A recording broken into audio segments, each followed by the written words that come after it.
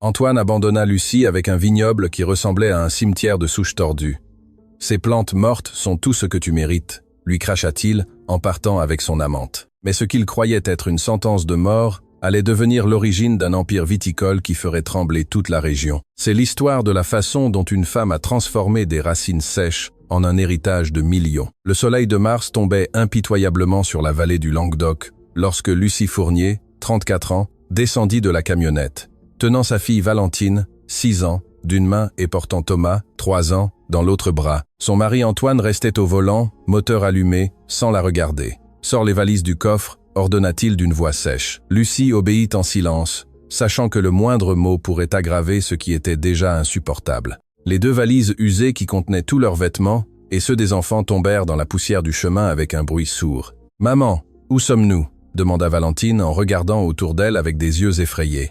Devant eux s'étendaient 5 hectares de ce qui avait autrefois été un vignoble prospère. C'était maintenant un paysage désolé de souches tordues et grises, sans une seule feuille verte. Les piquets en bois qui soutenaient les fils de fer étaient pourris, certains tombés. La terre, craquelée par des années de sécheresse et d'abandon, semblait incapable de soutenir la vie. Au fond, à peine visible parmi les plantes mortes, se dressait une petite construction en pisé avec un toit en tôle rouillée. Les fenêtres, si elles avaient jamais eu de vitres, n'étaient plus que des trous noirs qui semblaient fixer le vide à l'horizon. « Papa, j'ai soif », gémit Thomas dans les bras de Lucie. Antoine finit par couper le moteur et descendit du véhicule. Il avait 38 ans, mais son visage portait les marques de l'alcool et des nuits d'excès. Au cours des 6 derniers mois, depuis qu'il avait rencontré Camille en ville, il s'était transformé en un étranger. « C'est l'héritage que m'a laissé mon oncle Hector », dit-il en désignant le vignoble mort d'un large geste. « Des hectares du rien, des vignes qui n'ont pas produit un seul raisin depuis 8 ans. Une terre qui ne vaut même pas pour enterrer les morts. » Lucie regarda autour d'elle, sentant son cœur se serrer. Elle avait déjà entendu parler de cette propriété, mais Antoine en parlait toujours avec mépris, comme quelque chose qui ne valait même pas la peine d'être visité. « Antoine, que faisons-nous ici ?» demanda-t-elle d'une voix tremblante. Il la regarda avec ses yeux qu'il avait autrefois regardés avec amour et qui ne reflétaient plus que du mépris. « Je te laisse ici, » dit-il avec une brutalité simple, « avec tes enfants et avec ces plantes mortes. C'est tout ce que tu mérites après 11 ans à être un fardeau. » Les mots tombèrent comme des pierres sur Lucie. Valentine commença à pleurer doucement, pressentant quelque chose de terrible dans le ton de son père. « Tu ne peux pas être sérieux » murmura Lucie, bien qu'au fond d'elle, elle savait qu'il l'était. Les derniers mois avaient été une torture d'humiliation, d'arrivées tardives, avec des odeurs de parfums étrangers, de regards de haine là où il y avait eu de l'affection. « Je suis très sérieux » répondit Antoine en se dirigeant vers l'arrière de la camionnette. Il commença à jeter des choses par terre sans ménagement. Une caisse de vieilles casseroles, quelques draps élimés, 2 oreillers minces, un matelas taché. Voilà tout ce dont tu as besoin. Une maison, de la terre, le ciel au-dessus de ta tête. C'est plus que beaucoup de gens n'ont. Mais il n'y a pas d'eau, pas d'électricité, objecta Lucie en regardant la construction en ruine. Les enfants ont besoin de manger. Ils ont besoin d'aller à l'école. Tu aurais dû y penser avant d'être si inutile, cracha Antoine. Pendant 11 ans, tu n'as fait que cuisiner et nettoyer. Tu n'as jamais rien appris d'utile. Tu n'as jamais généré un sou. Tu ne faisais que dépenser et dépenser. L'injustice de ces mots fit monter une vague de colère en Lucie, mais elle l'étouffa. Ce n'était pas le moment de se disputer. « Et Camille ?» demanda-t-elle d'une voix brisée. « Elle vaut quelque chose, Antoine ?» Antoine sourit cruellement. « Camille a un salon de beauté en ville. Elle gagne de l'argent, elle a de l'ambition, elle sait ce qu'elle veut de la vie, ce n'est pas une entretenue qui passe la journée à attendre que son mari résolve tout. » Valentine lâcha la main de sa mère et courut vers son père. « Papa, ne nous quitte pas, s'il te plaît, papa. » Antoine la repoussa d'un mouvement brusque qui fit tomber la petite fille assise dans la poussière. « Je ne suis plus ton papa, » dit-il sans la regarder. « Vous êtes le passé. Ma nouvelle vie commence aujourd'hui. » Lucie courut relever Valentine, qui pleurait inconsolablement. Thomas, effrayé par les cris, avait lui aussi commencé à sangloter. « Et le divorce ?» demanda Lucie avec ce qui lui restait de dignité. « Les papiers, mon avocat te les enverra à l'adresse de ce domaine, » répondit Antoine en remontant dans la camionnette. « La propriété est à ton nom depuis la mort de mon oncle. Je ne veux rien de tout ça. C'est à toi, avec ton échec. » Il démarra le moteur. Lucie fit un pas vers le véhicule, non par supplication, mais par instinct de survie. « Au moins, laisse-nous un peu d'argent, n'importe quoi, pour que les enfants puissent manger cette semaine. » Antoine sortit son portefeuille et jeta 3 billets par la fenêtre. Ils tombèrent en voltigeant dans la poussière. « 50 €, dit-il. C'est plus que ce que tu vaux. » Utilise-les bien. La camionnette souleva un nuage de poussière en faisant demi-tour et s'éloigna à toute vitesse. Lucie resta là, debout avec ses 2 enfants en pleurs accrochés à ses jambes, voyant le véhicule devenir de plus en plus petit au loin jusqu'à disparaître complètement. Le silence qui suivit fut absolu, rompu seulement par les sanglots des enfants et le sifflement du vent entre les souches mortes. C'était un son désolé, comme une lamentation. Lucie se baissa et ramassa les billets par terre. 50 € ne suffisaient même pas pour 2 jours de nourriture pour 3 personnes. « Maman, où allons-nous dormir ?» demanda Valentine, les yeux gonflés d'avoir tant pleuré. Lucie regarda la construction en ruine, qui était censée être leur nouvelle maison. Les enfants à la main, elle marcha lentement vers elle. Le porche en bois craqua de manière menaçante sous ses pieds. La porte à moitié pourrie s'ouvrit d'une poussée, révélant un intérieur sombre et étouffant. Il n'y avait qu'une seule grande pièce. Le sol en terre battue était couvert d'excréments de rats et de toiles d'araignées. Elles pendaient du plafond comme des rideaux macabres. Dans un coin, les restes de ce qui avait été un lit en métal rouillé. Dans un autre, un foyer au bois avec la cheminée à moitié effondrée. L'odeur était un mélange d'humidité, d'abandon et de mort. « Nous ne pouvons pas rester ici », dit Valentine en reculant vers la porte. Mais Lucie savait qu'il n'avait pas d'alternative. Ses parents étaient morts dans un accident 5 ans auparavant. Elle n'avait pas de frères et sœurs. La famille d'Antoine ne l'avait jamais vraiment acceptée, et encore moins maintenant. « Nous allons nettoyer », dit-elle avec une fermeté qu'elle ne ressentait pas. « À nous 3, nous pouvons le rendre habitable. » Pendant les heures suivantes, tandis que le soleil déclinait, Lucie travailla comme jamais auparavant. Elle balaya le sol avec une branche sèche qu'elle trouva dehors. Elle retira les excréments de rats de ses propres mains, se retenant de vomir. Elle traîna le matelas qu'Antoine avait jeté et le plaça dans le coin le moins sale. Valentine et Thomas l'aidaient comme ils pouvaient, ramassant des brindilles pour faire un balai improvisé, écartant les plus grandes toiles d'araignée. Quand le soleil fut complètement couché, Lucie réalisa qu'il n'avait ni lumière, ni eau. Le robinet rouillé qu'elle avait trouvé dehors ne fonctionnait pas. « Maman, j'ai faim », gémit Thomas. Lucie fouilla dans son sac et trouva 3 biscuits qu'elle avait gardés du matin. Elle les partagea entre ses enfants et les regarda manger avec un mélange d'amour et de désespoir. « Tu ne manges pas, maman ?» demanda Valentine en lui offrant un morceau de son biscuit. « Je n'ai pas faim, mon amour », mentit Lucie. La nuit tomba rapidement et absolument. Il n'y avait pas de lune. L'obscurité était si dense que Lucie ne pouvait pas voir sa propre main devant son visage. Les enfants, épuisés par les pleurs et la peur, finirent par s'endormir blottis contre elle sur le matelas. Lucie resta éveillée, écoutant les sons nocturnes, le vent entre les souches mortes, le craquement du bois pourri, les cris lointains de quelque animal, et, par-dessus tout, écoutant les mots d'Antoine qui se répétaient dans sa tête comme un disque rayé. « Inutile. Fardeau, tu ne vaux rien. Ces plantes mortes sont tout ce que tu mérites. » Les larmes commencèrent à couler silencieuses au début, puis en sanglots contenus qui secouaient tout son corps. 11 ans de mariage réduits à cela. 11 ans à cuisiner ses plats préférés, à laver ses vêtements, à l'attendre éveillé quand il rentrait tard, à élever leurs enfants pratiquement seuls parce qu'ils travaillaient toujours. Ne valait-elle vraiment rien? Était-elle vraiment inutile? Lucie regarda par la fenêtre sans vitre les silhouettes fantomatiques des souches mortes. Dans l'obscurité, elles ressemblaient à des squelettes tordus, des bras suppliants tendus vers le ciel. Antoine lui avait laissé cela comme une moquerie cruelle, comme une punition, comme une démonstration de son mépris. Un champ de plantes mortes pour une femme qui, selon lui, était aussi morte à l'intérieur. Mais tandis qu'elle regardait ces formes tordues dans la nuit, quelque chose commença à changer en Lucie. C'était petit au début, à peine un éclair, mais c'était là. Ce n'était pas encore de l'espoir. C'était quelque chose de plus primitif, de plus féroce. C'était de la rage. Rage contre Antoine pour les avoir abandonnés ainsi. Rage contre elle-même pour avoir tant dépendu de lui. Rage contre le monde qui permettait à un homme de jeter sa famille comme des ordures. Mais surtout, tandis que ses enfants dormaient confiants dans ses bras, Lucie ressentit autre chose. Une détermination froide et dure comme de la glace. Elle ne donnerait pas à Antoine la satisfaction de l'avoir échoué. Elle ne permettrait pas à ses enfants de grandir en pensant que leur mère était la femme inutile que leur père avait décrite. D'une manière ou d'une autre, quelle qu'elle soit, ils survivraient. Et plus que survivre, ils prospéreraient. Lucie ne savait rien des vignobles, elle ne savait rien de l'agriculture, mais elle savait travailler dur, elle savait être créative avec peu, et surtout elle savait que lorsqu'une mère se bat pour ses enfants, elle est capable de l'impossible. Tandis que l'aube commençait à peindre l'horizon de rose pâle, Lucie ferma enfin les yeux. Les souches mortes dehors attendaient, témoins silencieux d'une bataille qui commençait à peine. Ce qu'Antoine ne savait pas, ce que personne dans la vallée n'aurait pu imaginer, c'est que ces racines qui semblaient mortes avaient encore de la vie au plus profond de la terre.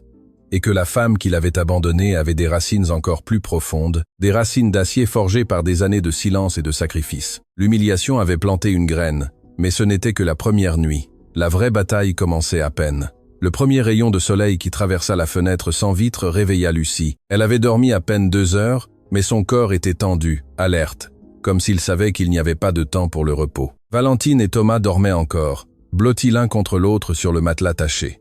Lucie se leva avec précaution pour ne pas les réveiller et sortit de la construction en ruine. La lumière de l'aube révéla l'ampleur complète de sa situation. Les 5 hectares de vignobles morts s'étendaient comme un cimetière végétal. Les souches, plantées en rangées parfaites qui devaient autrefois être ordonnées, n'étaient plus que des squelettes gris et tordus. Elle marcha entre les rangs, touchant les plantes de doigts tremblants. L'écorce se détachait comme une peau morte. Il n'y avait pas une seule feuille verte, pas un bourgeon, aucun signe de vie. « Comment puis-je nourrir mes enfants avec ça ?» murmura-t-elle. Son estomac grogna, lui rappelant qu'elle n'avait pas non plus mangé depuis la veille. Les 50 € qu'Antoine avait jetés dans la poussière étaient tout ce qu'ils avaient. Elle avait besoin de nourriture, mais aussi d'eau. Elle se rappela le robinet rouillé qu'elle avait vu la nuit précédente. À la lumière du jour, elle le trouva derrière la construction, à côté de ce qui semblait être un ancien réservoir d'eau. Elle tourna la poignée avec effort. Rien, pas même une goutte. La panique commença à lui monter à la gorge. Sans eau, il ne pourrait pas survivre 2 jours. Il doit y avoir de l'eau quelque part, se dit-elle. Elle commença à explorer la propriété avec plus d'attention.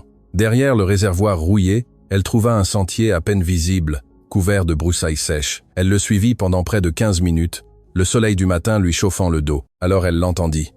Un son doux, presque imperceptible. De l'eau qui coule. Elle pressa le pas, écartant les branches sèches. Là, cachée parmi les rochers et la végétation sauvage, jaillissait une petite source. Ce n'était pas grand-chose, à peine un filet d'eau qui glissait entre les pierres, mais c'était de l'eau propre et fraîche. Lucie tomba à genoux et but à pleines mains, sentant la vie revenir dans son corps. Elle pleura de soulagement, remplit la bouteille en plastique qu'elle avait apportée dans son sac et rentra en courant à la maison. Valentine et Thomas étaient réveillés, effrayés de ne pas trouver leur mère. « Maman, nous pensions que tu étais partie toi aussi », sanglota Valentine. Lucie les serra fort dans ses bras. « Je ne vous quitterai jamais, je vous ai trouvé de l'eau. Regardez. » Elle leur donna à boire à tour de rôle. L'eau fraîche sembla rendre un peu de couleur à leur petit visage pâle. « J'ai faim, maman, » dit Thomas. Lucie regarda les 50 € posés sur le matelas. Elle devait faire en sorte que cet argent rende le maximum. « Habillez-vous, nous allons marcher jusqu'au village. » Elle n'avait aucune idée de la distance du village le plus proche, mais elle avait vu un chemin de terre quand Antoine les avait laissés. Ils marchèrent pendant 1 heure sous le soleil montant. Thomas commença à se plaindre de fatigue et Lucie dut le porter. Valentine, toujours plus forte, marchait à ses côtés en silence. Finalement, ils virent les premières maisons. C'était un petit village poussiéreux, avec des rues en terre battues et des constructions basses. Une pancarte à moitié effacée disait « Saint-Martin du Terroir, population 2500 ». Le premier magasin qu'ils trouvèrent était une petite épicerie. Lucie entra avec les enfants, sentant les regards curieux de la propriétaire, une femme robuste d'une 50aine d'années. « Bonjour », salua Lucie d'une voix incertaine. La femme hocha la tête, l'étudiant de ses yeux perçants.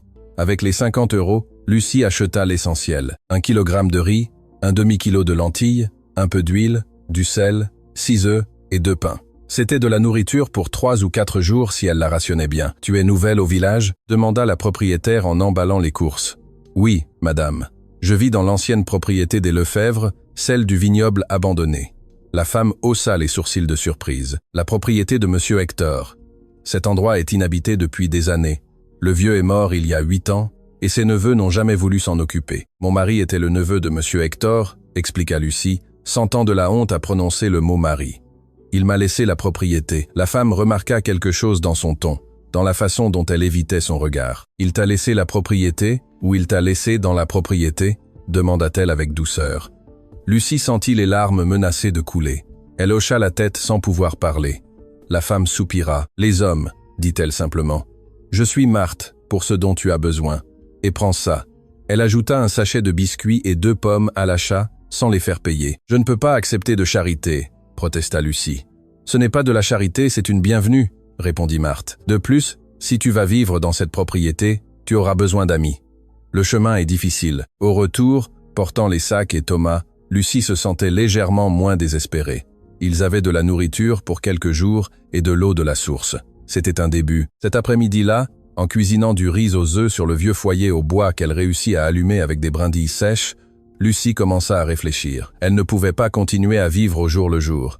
Elle avait besoin d'un plan. Après avoir mangé, elle laissa les enfants se reposer et sortit à nouveau explorer la propriété, cette fois avec des yeux différents, cherchant non pas ce qui était mort, mais ce qui pourrait avoir de la valeur. Elle trouva une autre construction, à moitié cachée par la broussaille. C'était un hangar en tôle avec un toit à 2 pans. À l'intérieur, couvert de poussière et de toiles d'araignée, il y avait des outils, des pelles rouillées, un râteau, des sécateurs, des seaux percés, du fil de fer enroulé. Dans un coin, protégé par une vieille bâche en plastique, il y avait des bouteilles en verre, des centaines d'entre elles, des bouteilles de vin vides, toutes de la même taille et de la même forme. Lucie en prit une et l'examina à la lumière. Elle était poussiéreuse, mais intacte. Sur le verre gravé, on lisait Domaine Lefebvre Saint-Martin. Un vague souvenir lui revint. Antoine avait mentionné une fois que son oncle Hector avait eu une petite cave qui produisait du vin artisanal qu'il vendait localement, mais la sécheresse et ensuite sa maladie avaient tout anéanti. « Des bouteilles de vin » murmura-t-elle. « Mais je n'ai pas de vin. » Le lendemain, Lucie retourna au village, cette fois avec un objectif précis. Elle avait besoin de travail, n'importe quoi qui lui permettrait de gagner de l'argent en attendant de trouver une solution à long terme. Elle frappa aux portes, proposa ses services pour nettoyer, cuisiner, laver le linge. La plupart la refusèrent ou lui offrirent des salaires si bas qu'il ne valait pas l'effort. C'est sur la place du village qu'elle rencontra M. Arsène. Le vieil homme était assis sur un banc, nourrissant des pigeons avec des miettes de pain. Lucie s'assit à l'autre bout du banc, épuisée après des heures de refus. « Tu es la nouvelle du domaine Lefebvre », dit le vieil homme sans la regarder. « Comment le savez-vous » demanda Lucie, surprise. Dans un village de 2500 habitants, les nouvelles vont vite. De plus, Marthe est ma nièce. Elle m'a parlé de toi. Lucie hocha la tête sans savoir quoi dire. Hector Lefebvre était mon meilleur ami, continua M. Arsène. Nous avons travaillé ensemble dans les vignobles pendant 30 ans. C'était un maître musique, ce vieux. Il savait des choses sur les vignes que personne ne se souvient plus. Les plantes, sont-elles vraiment mortes ? Demanda Lucie. M. Arsène la regarda pour la première fois, étudiant son visage avec des yeux perçants malgré son âge. Cela dépend de ce que tu entends par morte. La partie que tu vois est sèche, oui, mais les racines, ma fille, les racines d'une vigne attendent. Attendent quoi ? De l'eau, des soins, quelqu'un qui y croit. Le cœur de Lucie s'accéléra. Pourrait-elle produire à nouveau ? M. Arsène haussa les épaules. Elle pourrait. Cela prendrait des années, beaucoup de travail et des connaissances que tu n'as pas. Vous m'enseigneriez ? Le vieil homme la regarda longuement. Pourquoi voudrais-je le faire ? C'est un travail brutal, ingrat. Tu pourrais échouer et perdre des années de ta vie. Parce que je n'ai plus rien à perdre, répondit Lucie avec une honnêteté qui la surprit elle-même. Mon mari m'a quitté pour une autre femme. Il m'a abandonné dans cette propriété, pensant que j'y mourrais, musique. Mais j'ai 2 enfants qui dépendent de moi, et ces plantes mortes sont la seule chose que j'ai. M. Arsène hocha lentement la tête, comme si elle avait passé une sorte d'épreuve. C'est d'accord, j'irai demain matin. Nous verrons ce qui peut être fait. Cette nuit-là, Lucie cuisina des lentilles pour elle et les enfants, pendant qu'ils mangeaient à la lumière d'une bougie que Marthe lui avait donnée. Elle leur raconta l'histoire de M. Arsène. « Les plantes vont-elles revivre, maman » demanda Valentine, l'espoir dans les yeux. « Je ne sais pas, mon amour, mais nous allons essayer. » M. Arsène arriva à l'aube du lendemain, monté sur une vieille bicyclette. Il apportait avec lui un sac à dos et une canne. Pendant toute la matinée, ils marchèrent entre les rangs de souches mortes. Le vieil homme s'arrêtait devant chaque plante, grattait l'écorce avec son couteau, examinait les racines exposées, marmonnait pour lui-même, 30% sont complètement mortes. Il annonça finalement, il faut les arracher, mais les 70% restants ont une chance. Que leur faut-il ? De l'eau constante, une taille sévère, de l'engrais, de la patience, des années de patience. Lucie sentit son espoir s'évanouir. Je n'ai pas des années, j'ai besoin de nourrir mes enfants maintenant. Monsieur Arsène hocha la tête. Je sais, c'est pourquoi je vais d'abord t'apprendre autre chose. Quelque chose qui peut te donner de l'argent plus rapidement pendant que les vignes se rétablissent. Il la conduisit au hangar à outils et montra les bouteilles de vin. « Tu sais faire des confitures ?» « Oui, » répondit Lucie. « Ma grand-mère m'a appris à faire des confitures, des gelées, des conserves de toutes sortes. Bien, dans ces montagnes poussent des mûres sauvages, des framboises, des figues. Dans 2 mois, ce sera la saison. Tu peux les cueillir, faire des confitures et les vendre dans les bouteilles de vin avec de jolies étiquettes. Les touristes qui viennent dans la vallée les achètent à bon prix. » L'idée s'alluma dans l'esprit de Lucie comme une étincelle, mais c'est dans 2 mois. Que fais-je en attendant ? En attendant, dit M. Arsène avec un sourire, tu apprends à faire revivre des vignes mortes et je te donne du travail. Il s'avéra que M. Arsène avait un petit vignoble de 3 hectares qui produisait encore. Il avait besoin d'aide pour la taille, l'arrosage, l'entretien. « Je te paierai 150 € par semaine », offrit-il. 3 jours de travail. Les autres jours, tu peux travailler dans ta propre propriété. 150 € par semaine. C'était peu, mais c'était constant. Avec ça, il pouvait manger. « J'accepte », dit Lucie en tendant la main. Au cours des semaines suivantes, Lucie divisa son temps. 3 jours, elle travaillait avec M. Arsène, apprenant tout ce que le vieil homme savait sur les vignes. Les autres jours, elle travaillait dans sa propre propriété, suivant ses instructions. La première chose fut l'eau. Avec l'aide de M. Arsène, ils construisirent un système rudimentaire d'irrigation. Ils utilisèrent de vieux tuyaux connectés à la source. Ils creusèrent de petits canaux. Ils installèrent des goutteurs improvisés avec des bouteilles en plastique percées. L'eau commença à couler vers les racines assoiffées. Ensuite vint la taille. Lucie apprit à couper sans pitié toutes les parties mortes, ne laissant que les troncs principaux. C'était un travail brutal. Ses mains, peu habituées, se couvrirent d'ampoules qui éclatèrent et saignèrent. Valentine lui apportait de l'eau de la source. Thomas ramassait les branches coupées en tas. Ils travaillaient ensemble comme une petite équipe, mais déterminée. 1 mois après l'abandon, les premiers signes apparurent. De petits bourgeons verts émergeant du tronc d'une souche que Lucie avait arrosée religieusement chaque jour. « Regarde, maman !» cria Valentine. « Elle est vivante !» Lucie s'agenouilla devant le bourgeon, le touchant avec révérence. Il était minuscule, fragile, mais c'était la vie. Après tant d'années mortes, la plante s'éveillait. Elle pleura non de tristesse, mais de soulagement et d'espoir. Au cours des mois suivants, d'autres bourgeons apparurent. Pas sur toutes les plantes, mais sur suffisamment pour alimenter sa détermination. M. Arsène venait chaque semaine pour superviser les progrès, hochant la tête d'approbation. « Tu le fais bien, ma fille. Tu as une main de vigneronne. » Avec son salaire hebdomadaire et quelques travaux supplémentaires qu'elle obtenait au village, nettoyant des maisons ou cuisinant pour des événements, Lucie réussit à établir une routine de survie. Elle achetait l'essentiel, économisait chaque euro qu'elle pouvait. 2 mois après son arrivée, lorsque les mûres sauvages commencèrent à mûrir dans les montagnes environnantes, Lucie et ses enfants passaient les après-midi à les cueillir. Ils remplissaient des seaux et des seaux de fruits noirs et juteux. Dans la cuisine de sa petite maison, qu'elle avait déjà réparée et considérablement nettoyée. Lucie faisait bouillir les mûres avec du sucre qu'elle achetait en gros, préparant de la confiture comme sa grand-mère lui avait appris. Les bouteilles de vin du domaine Lefebvre devinrent des pots de confiture. Lucie les lavait méticuleusement, les stérilisait, les remplissait de la conserve chaude. Puis, utilisant du papier et des marqueurs que Valentine rapportait de l'école, elle créait des étiquettes à la main, confitures artisanales, vignoble renaissant, écrivait-elle de sa plus belle écriture, produit de Saint-Martin du Terroir. Marthe accepta de vendre les confitures dans son magasin en échange d'une petite commission. La première semaine, elle vendit 5 pots, la deuxième 15. À la fin du mois, Lucie produisait 50 pots par semaine et les vendait tous. Elle gagnait 300 € par semaine rien qu'avec les confitures, en plus des 150 de M. Arsène. 450 € par semaine. C'était plus d'argent qu'Antoine ne lui donnait pour la maison quand ils vivaient ensemble. Avec cet argent, elle acheta plus d'outils, du matériel pour mieux réparer la maison, de nouveaux vêtements pour les enfants, mais surtout elle investit dans le vignoble, de l'engrais organique, plus de tuyaux d'irrigation, des sécateurs professionnels. Les souches répondaient. Chaque semaine, il y avait plus de bourgeons, plus de feuilles.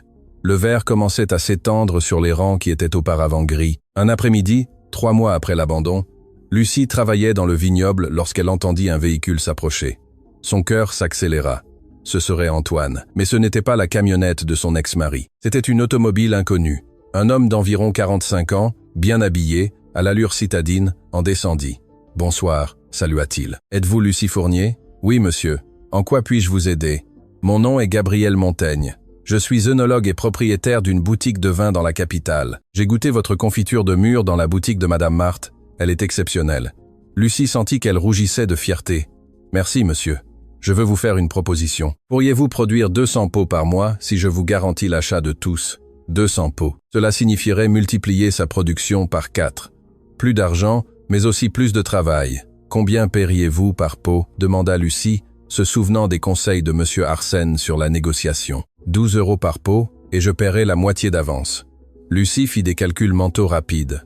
200 pots à 12 € chacun. Cela faisait 2400 € par mois. Une fortune ? J'accepte, dit-elle en tendant la main. Cette nuit-là, en dînant des lentilles aux saucisses, un luxe qu'il pouvait désormais se permettre. Lucie raconta à ses enfants le contrat. Allons-nous être riches, maman? Demanda Thomas, les yeux brillants. Non, mon amour, mais nous allons bien. Et ces plantes qui étaient mortes revivent, comme nous. Monsieur Arsène, lorsqu'il l'apprit, sourit avec fierté. Je savais que tu avais l'étoffe d'une battante, mais maintenant vient le plus intéressant. Dans 2 ans, si tu continues à t'en occuper ainsi, ces vignes produiront à nouveau du raisin. Et quand cela arrivera, tu devras décider quoi en faire. Que fait-on ainsi? Demanda Lucie. Le vieil homme rit. On fait du vin, ma fille. Et si tu le fais bien, on fait l'avenir.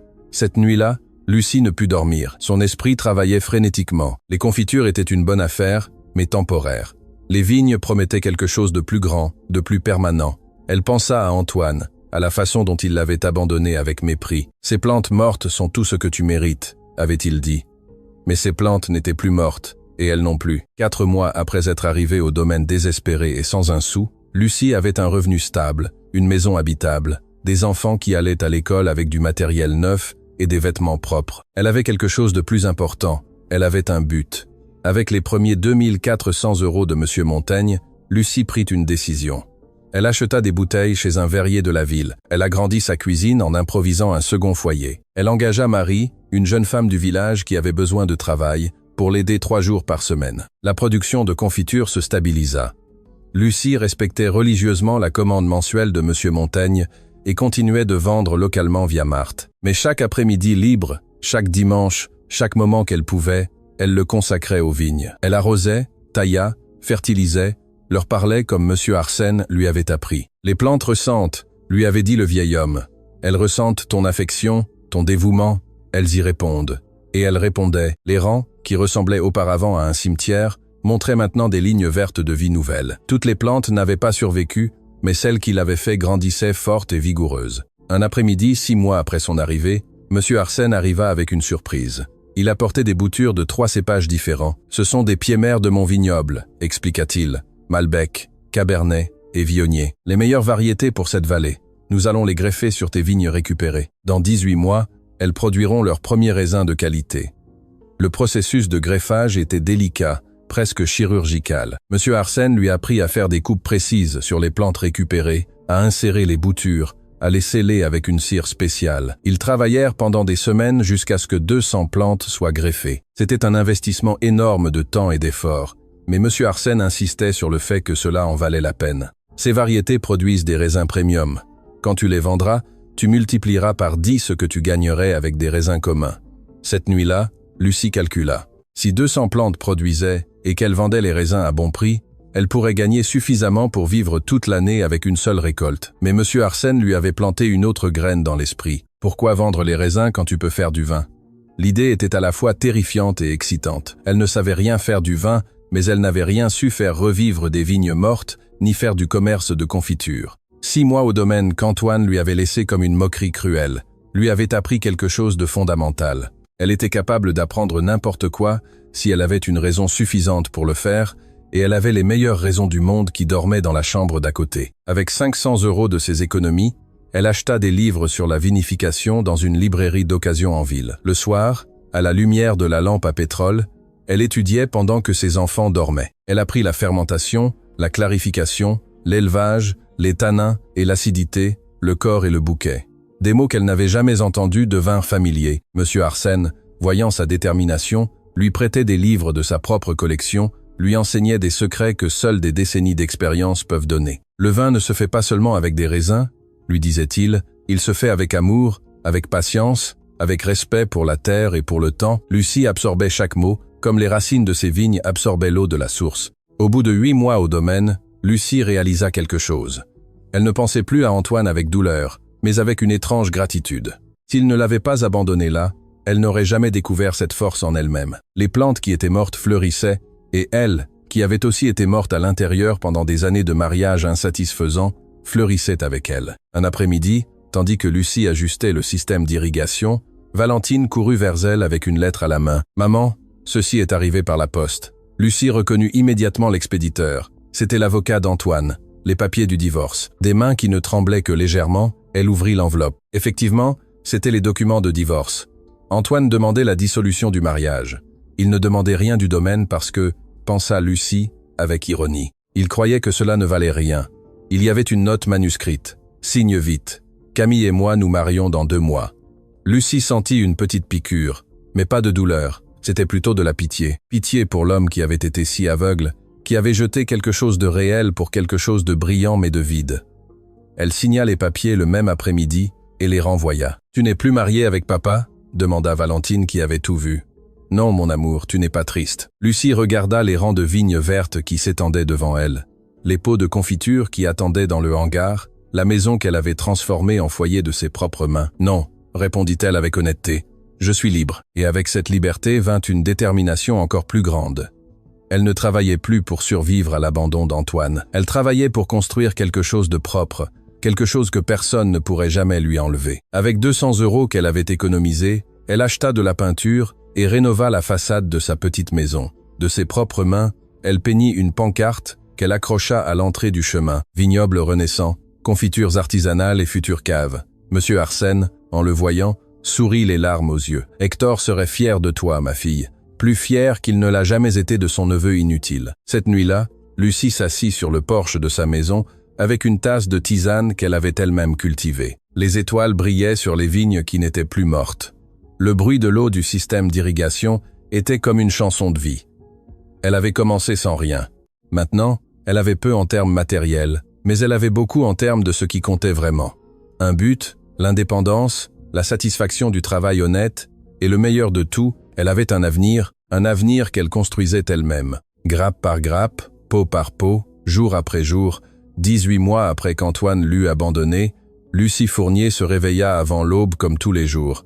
Mais ce matin était différent, c'était le jour de la première récolte. Les vignes greffées que M. Arsène avait apportées avaient enfin produit. Ce n'était pas une récolte abondante, à peine 300 kg de raisins parmi les 200 pieds qui avaient survécu, mais c'était le début de quelque chose de grand. Lucie sortit dans le vignoble avec Valentine et Thomas, maintenant âgés de 8 et 5 ans respectivement. M. Arsène était déjà là avec Marie, la jeune femme qui aidait avec les confitures, et 3 voisins du village qui s'étaient offerts pour aider à la récolte en échange d'un salaire juste. Aujourd'hui commence la véritable histoire de vignoble renaissant, annonça M. Arsène avec solennité.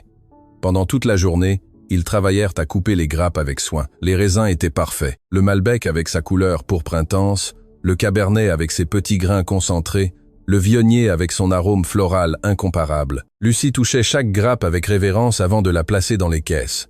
Ces plantes qui, 18 mois auparavant, semblaient mortes pour toujours, lui livraient maintenant leurs fruits. « Vas-tu vendre les raisins ou vas-tu essayer de faire du vin ?» demanda M. Arsène quand ils eurent terminé la récolte. Lucie avait réfléchi à cette question pendant des mois. Vendre les raisins lui rapporterait de l'argent immédiat, environ 3 000 €. Faire du vin était un risque énorme. Si elle échouait, elle perdrait toute la récolte. « Je vais faire du vin », répondit-elle finalement. « Vous m'apprendrez comment ?» Au cours des semaines suivantes, le petit hangar que Lucie avait nettoyé et aménagé se transforma en une cave improvisée. M. Arsène lui enseigna le processus pas à pas. D'abord, l'égrappage et le foulage. Il séparait les raisins des rafles et les pressait doucement pour libérer le jus. Lucie avait acheté un pressoir manuel d'occasion avec ses économies de confiture. « Le secret est de ne pas casser les pépins », expliquait M. Arsène. « Si tu les casses, le vin sera amer. » Valentine et Thomas aidaient à fouler les raisins dans de grandes cuves, riant tandis que le jus pourpre leur tachait les pieds. C'était un travail difficile, mais il y avait aussi de la joie. Ensuite vint la fermentation. Le mou, le jus de raisin avec ses peaux, fut déposé dans des barriques de chêne que M. Arsène avait obtenues d'une cave amie qui les vendait bon marché parce qu'elles étaient vieilles. « Les vieilles barriques donnent du caractère », expliquait le vieil homme. « Elles n'accablent pas le vin avec trop de goût de bois. » Pendant 3 semaines, le mou fermenta. Lucie le vérifiait 2 fois par jour, mesurant la température, testant le niveau de sucre, s'assurant que tout était parfait. L'odeur de la fermentation emplissait le hangar, douce et complexe. C'était l'odeur de la transformation, du simple qui se transforme en quelque chose d'extraordinaire. Pendant que le vin fermentait, Lucie continuait son commerce de confiture, qui était maintenant prospère. Elle avait élargi sa gamme de produits. En plus des mûres, elle faisait des confitures de figues, de coingues, de pêche. Elle vendait à 4 magasins dans différents villages de la vallée et à Monsieur Montaigne dans la capitale. Ses revenus mensuels pour les confitures avaient atteint 5 000 €. C'était de l'argent suffisant pour vivre confortablement et continuer à investir dans le vignoble. Avec une partie de ses bénéfices, Lucie avait embauché 2 travailleurs permanents. Pierre, un homme de 50 ans qui avait travaillé toute sa vie dans les vignobles, et son fils Xavier de 23 ans, qui venaient de rentrer de la ville sans trouver de travail. « J'ai besoin d'aide pour étendre le vignoble », leur avait-elle expliqué. « Je veux planter 3 autres hectares avec les variétés qui ont le mieux fonctionné. » Pierre, avec son expérience, devint un maître inestimable. Il enseigna à Lucie des techniques de taille que M. Arsène ne connaissait pas. Des méthodes modernes de lutte antiparasitaire sans produits chimiques, des moyens de maximiser la production sans sacrifier la qualité. « Vous avez l'œil pour ça, Madame Lucie », lui disait Pierre. « Peu de gens réussissent ce que vous avez accompli en si peu de temps. » Xavier, plus jeune et plus fort, s'occupait du gros œuvre physique. Creuser, installer de nouveaux systèmes d'irrigation, construire des structures de soutien pour les nouvelles plantes. Entre les 4, Lucie, Pierre, Xavier et Marie. Plus l'aide occasionnelle de M. Arsène, Vignoble Renaissant commença à se transformer d'une opération de survie en une véritable entreprise. Quand le vin acheva sa fermentation primaire, vint le moment du décuvage musique, de séparer le vin des pots et de le transférer dans d'autres barriques pour la fermentation secondaire. Lucie goûta le vin jeune. Il était âpre, immature, mais il avait du potentiel. Elle pouvait sentir la promesse de ce qu'il pourrait devenir avec le temps et les soins. « Pas mal pour une première fois », dit M. Arsène après l'avoir goûté. Avec 6 mois d'élevage en barrique, il pourrait être vendable. Mais Lucie avait appris quelque chose pendant ces mois de travail incessant. « Les bonnes choses demandent de la patience. Je lui donnerai une année complète d'élevage, décida-t-elle.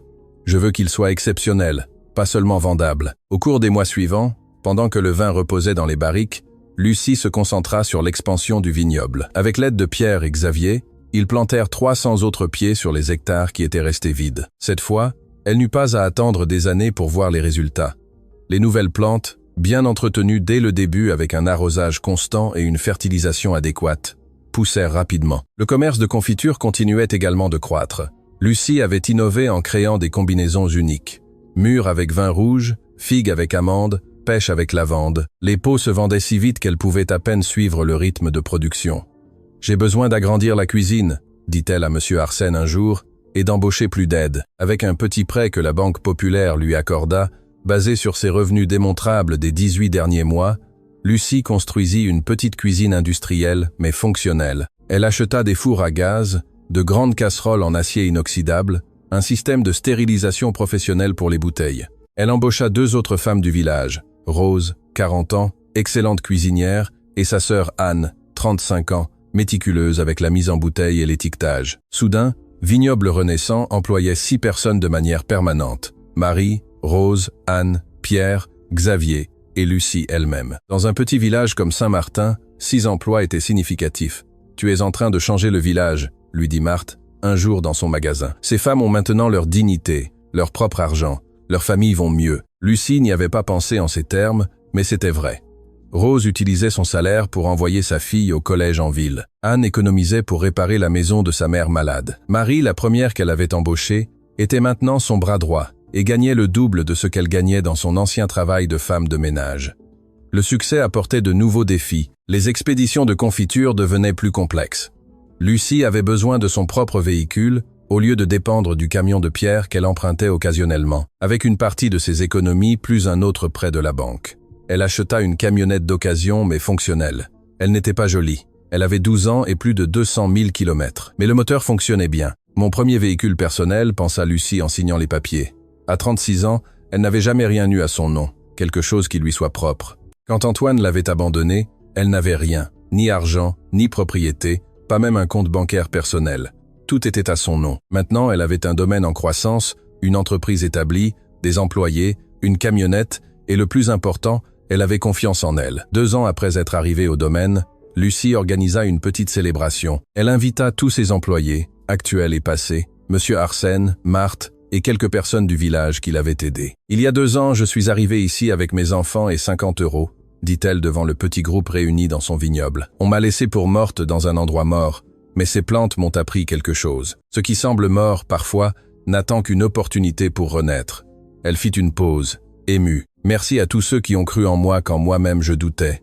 Ce succès est le nôtre à tous. » Monsieur Arsène Musique, les larmes aux yeux, leva son verre de jus de raisin pour Lucie, qui a transformé des pierres en pain et la mort en vie. Mais le véritable moment de triomphe vint 3 mois plus tard, lorsque le vin acheva une année d'élevage. Monsieur Arsène et un œnologue ami lui arrivèrent pour la dégustation officielle. Le moment de vérité. Après tant de mois de travail, elle saurait si son premier vin était bon ou simplement une coûteuse expérience ratée. Ils ouvrirent la première barrique et remplirent 3 verres. Lucie observa la couleur du vin, un rouge rubis profond avec des reflets violacés. Joli, mais la couleur ne suffisait pas. Monsieur Arsène sentit d'abord musique, agitant le verre en cercle. Son expression était impénétrable. Puis il goûta, laissant le vin se répandre dans sa bouche. Il mâcha, considéra, avala. Le silence semblait éternel. « Lucie, dit-il finalement, c'est très bon, très bon. » L'énologue hocha la tête avec enthousiasme. Il a de la complexité, de la structure, un bon tanin. Avec une année de bouteilles supplémentaires, il pourrait être exceptionnel. Combien comptez-vous produire? Lucie fit des calculs mentaux. De cette première récolte, j'ai tiré 300 bouteilles.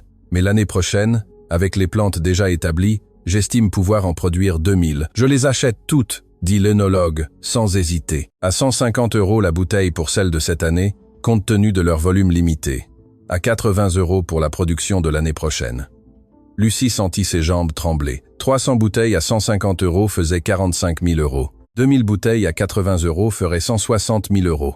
C'était plus d'argent qu'elle n'en avait jamais vu de toute sa vie. « J'ai besoin d'y réfléchir », répondit-elle. Musique, se souvenant des leçons de M. Arsène sur le fait de ne pas paraître désespéré lors des négociations. L'énologue sourit, respectant sa position. « Bien sûr, mais mon offre est sérieuse. Un vin comme celui-ci, d'une petite cave artisanale avec une bonne histoire derrière, se vendra très bien dans la capitale. » Cette nuit-là, Lucie discuta de l'offre avec M. Arsène. « C'est un bon prix, » admit le vieil homme. « Mais tu pourrais obtenir plus si tu vendais directement aux restaurants et aux magasins spécialisés. Bien sûr, cela demande plus de travail, plus de voyages, plus de risques.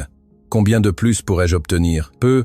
Être 200 € par bouteille pour les 300 premières, elles sont limitées, exclusives. Pour les récoltes suivantes, cela dépend de la façon dont tu construiras ta marque. » Lucie décida de diviser sa stratégie. Elle vendrait 200 bouteilles de la première récolte à l'énologue à 150 € chacune. Cela lui rapporterait 30 000 € immédiats.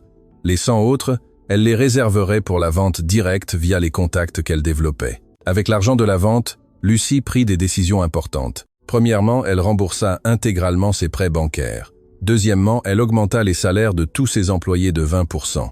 Troisièmement, elle investit 15 000 € dans un meilleur équipement pour la cave, plus de barriques, un pressoir électrique, un système de température contrôlé pour la fermentation.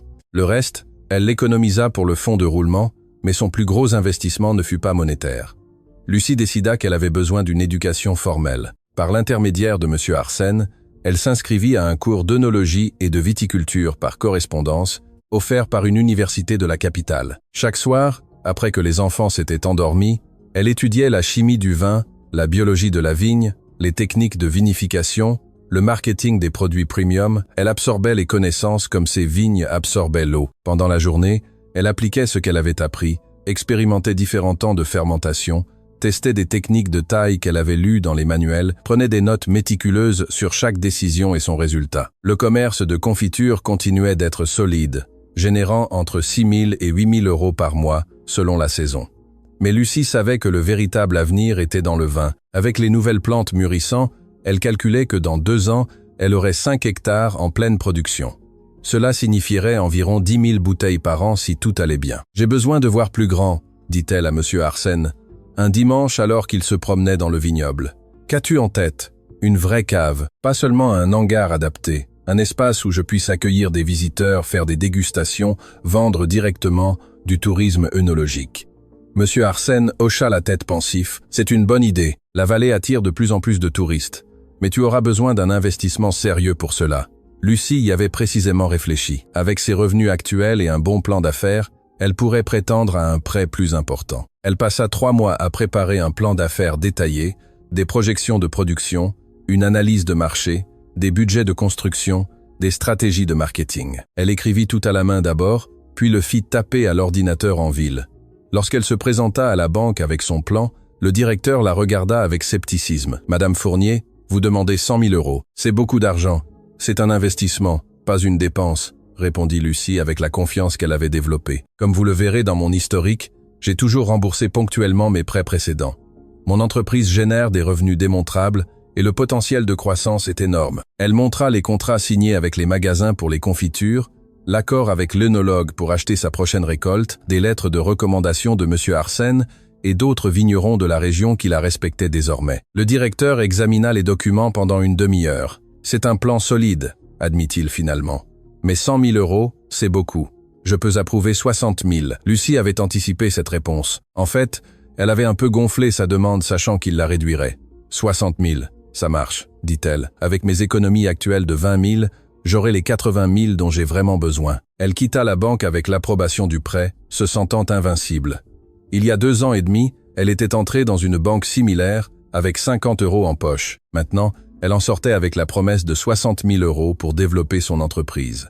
La construction de la nouvelle cave commença 1 mois plus tard. Ce ne serait rien de luxueux, mais ce serait fonctionnel et présentable. Un bâtiment en pisé et bois avec de la place pour 20 barriques, une salle de dégustation, une petite boutique et une zone de production séparée pour les confitures. Pierre, Xavier et 2 maçons du village travaillèrent pendant 4 mois. Lucie supervisait chaque détail, s'assurant que le travail était bien fait. Pendant ce temps, la récolte de la 3e année arriva. Cette fois, ce furent 10 000 kg de raisins.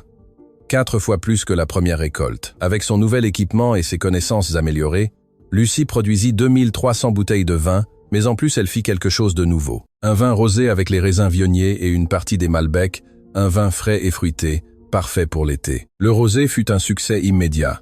Elle le vendit à 60 € la bouteille et il fut épuisé en 3 mois.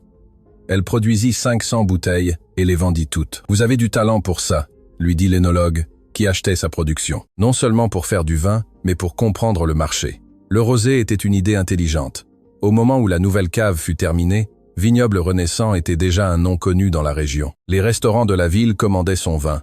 Les magasins spécialisés voulaient ses confitures exclusives. Les touristes qui passaient par la vallée demandaient où ils pouvaient acheter ce vin de la femme qui avait ressuscité le vignoble mort, car cette histoire s'était aussi répandue. Comment Antoine avait abandonné Lucie avec un vignoble mort? Pensant qu'elle échouerait, comment elle avait transformé cet abandon en triomphe. Les gens aimaient cette histoire, et Lucie, avec les conseils marketing qu'elle avait appris dans son cours, l'utilisa intelligemment. Chaque bouteille portait une étiquette qui racontait brièvement l'histoire. Des cendres de l'abandon, la vie renaît. Elle inaugura officiellement la cave le 3e anniversaire de son arrivée au domaine. Elle invita des journalistes locaux, des blogueurs de vin, des propriétaires de magasins gourmands, des restaurateurs. Plus de 50 personnes y assistèrent. Monsieur Arsène, maintenant âgé de 78 ans, mais toujours lucide et fort, prononça un discours émouvant. Il y a 3 ans, cette femme est arrivée ici avec rien d'autre que 2 enfants effrayés et une détermination que je n'avais jamais vue. Elle m'a demandé si elle pouvait faire revivre des plantes mortes depuis 8 ans. Je lui ai dit que peut, être si elle travaillait dur, mais elle a fait bien plus que cela. Elle a créé la vie là où il y avait la mort. Elle a créé l'espoir là où il y avait le désespoir. Elle a créé une entreprise là où il n'y avait que des ruines. Lucie, debout à ses côtés avec Valentine et Thomas, sentit des larmes de fierté et de gratitude. Quand vint son tour de parler, elle fit un discours bref.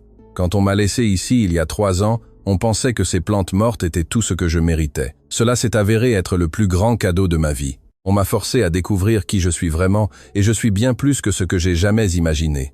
Les applaudissements résonnèrent dans la petite vallée. Cette nuit-là, après que tout le monde fut parti, Lucie s'assit seule dans la salle de dégustation qu'elle avait construite. Les murs étaient décorés de photographies d'avant et d'après. Le vignoble mort et gris, le vignoble vert et luxuriant, la maison en ruine, la nouvelle cave. En 3 ans, elle était passée de 0 à générer des revenus annuels d'environ 250 000 € entre les confitures et le vin. Elle employait 8 personnes en permanence et 5 autres temporairement pendant la récolte et la haute production. Mais plus que les chiffres, ce qui la remplissait de satisfaction était le respect. Elle n'était plus l'abandonnée, la victime, la pauvre femme que son mari avait jetée. Elle était Lucie Fournier, vigneronne, entrepreneur, mère célibataire, réussie. Ses enfants étaient heureux et en bonne santé. Valentine, maintenant âgée de 10 ans, parlait d'étudier l'énologie quand elle serait grande. Thomas, 7 ans, savait déjà distinguer les différents cépages. Il vivait dans une maison confortable avec eau courante, électricité, chauffage en hiver. Les enfants allaient à une petite école privée mais bonne du village. Ils avaient de nouveaux vêtements, des jouets, des opportunités. Ils avaient un avenir, et cet avenir que Lucie avait construit de ses propres mains, avec sa détermination inébranlable, personne ne pourrait jamais le lui enlever. Ce qu'elle ne savait pas, c'est que son passé était sur le point de revenir et qu'elle devrait affronter l'homme qui l'avait abandonné, mais cette fois depuis une position de force absolue. La camionnette souleva de la poussière sur le chemin d'entrée de Vignoble Renaissant. Lucie était dans le vignoble.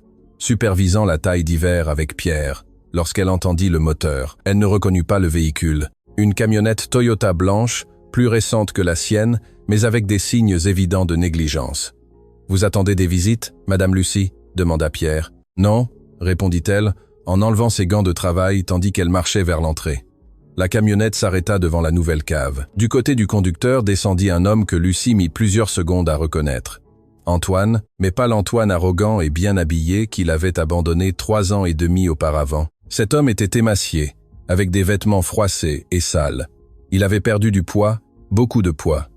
Ses cheveux, autrefois toujours bien coiffés, étaient longs et ébouriffés. Il avait une barbe de plusieurs jours et des cernes profonds. Du côté passager descendit une femme que Lucie supposa être Camille.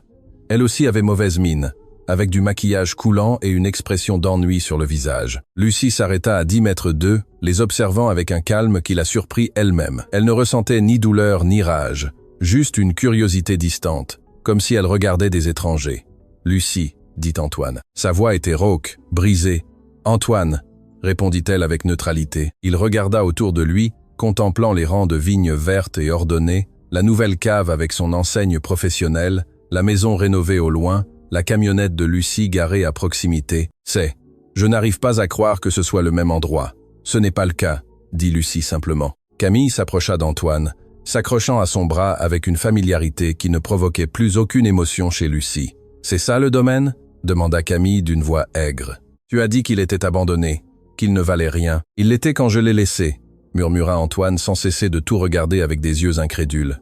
Lucie croisa les bras. « Que voulez-vous ? Je suis occupé. » Antoine passa une main dans ses cheveux dans un geste nerveux que Lucie se souvenait de l'époque où ils avaient des problèmes d'argent dans leur mariage. « J'ai besoin de te parler seul. » Camille protesta, mais Antoine lui fit un geste de la main pour qu'elle attende dans la camionnette.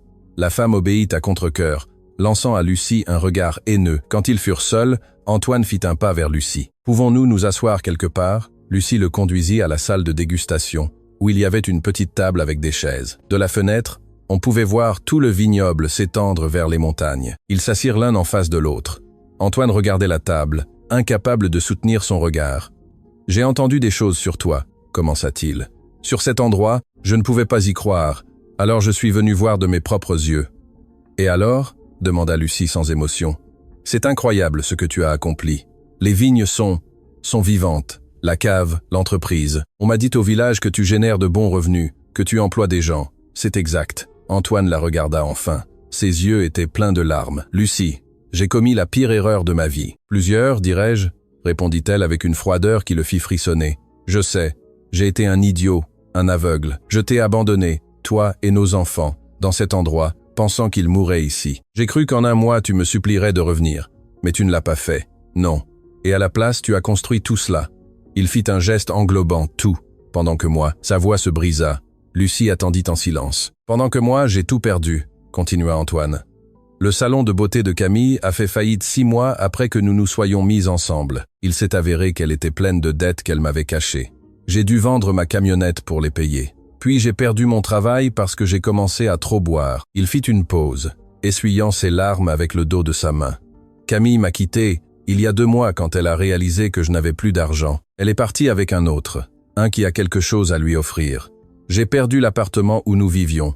J'ai dormi dans la camionnette d'un ami qui me la prête. » Lucie écoutait sans montrer aucune émotion. Une partie d'elle, la partie qui avait aimé cet homme pendant 11 ans, ressentait une piqûre de pitié. Mais ce n'était que cela, une piqûre petite et distante. « Pourquoi me racontes-tu cela, Antoine ?» Il la regarda avec désespoir. « Parce que j'ai besoin d'aide.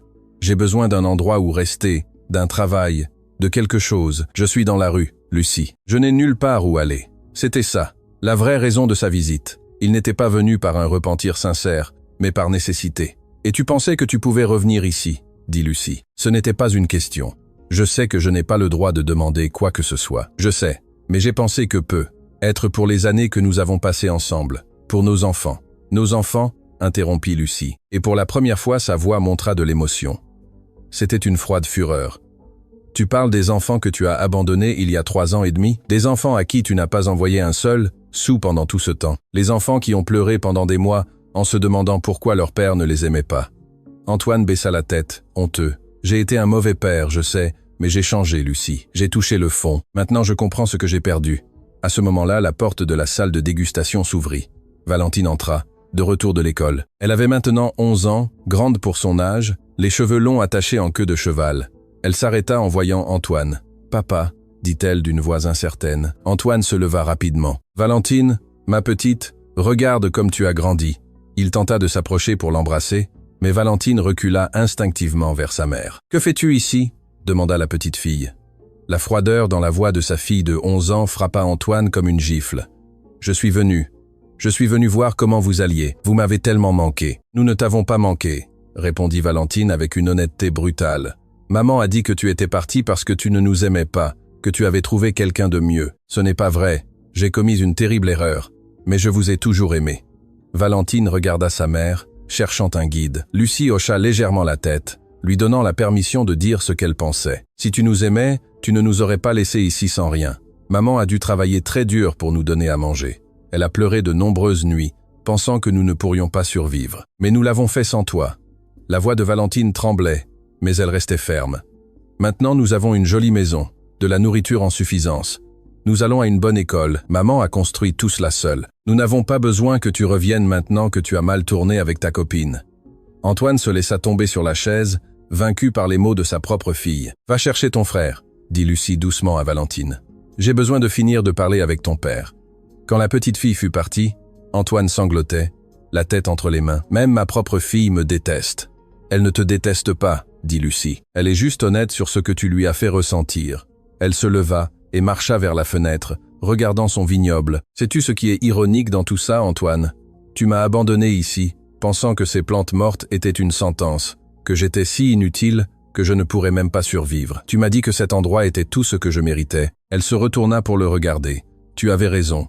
Cet endroit était exactement ce que je méritais. Je méritais l'opportunité de découvrir que je pouvais faire des choses incroyables quand je cessais d'attendre qu'un homme me résolve la vie. Je méritais un endroit où je pourrais construire quelque chose qui m'appartient de mes propres mains, de mon propre effort. » Antoine leva les yeux, le visage trempé de larmes. « Lucie, s'il te plaît, je te demande juste une chance. Je peux travailler ici, n'importe quoi. Je connais les vignobles.